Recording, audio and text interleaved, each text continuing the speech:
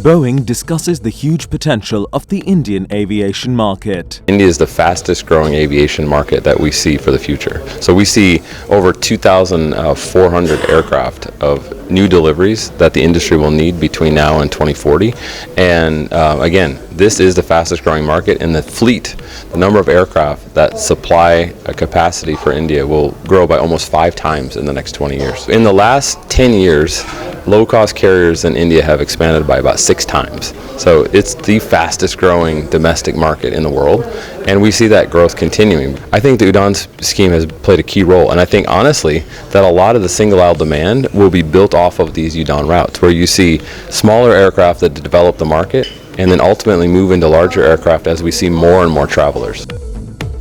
With over 27 lakh registered visitors in 1 year, Statue of Unity has had nearly 3 lakh visitors in the last 15 days.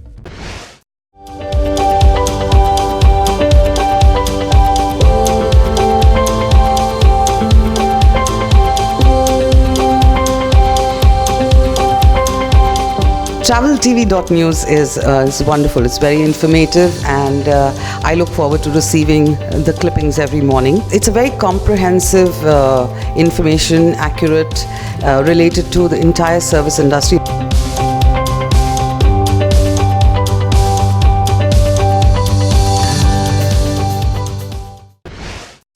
VFS Global to offer Expo 2020 Dubai tickets for the Indian market. Assam tourism sees growth in both domestic and international tourist arrivals to the state. Foreign tourist arrival in the last 1 year, we had around 41,000, which is a great achievement and great go ahead since the last year, that is 10,000 plus. Domestic tourism has also come up to nearly, the mark has gone up to 62 lakhs plus.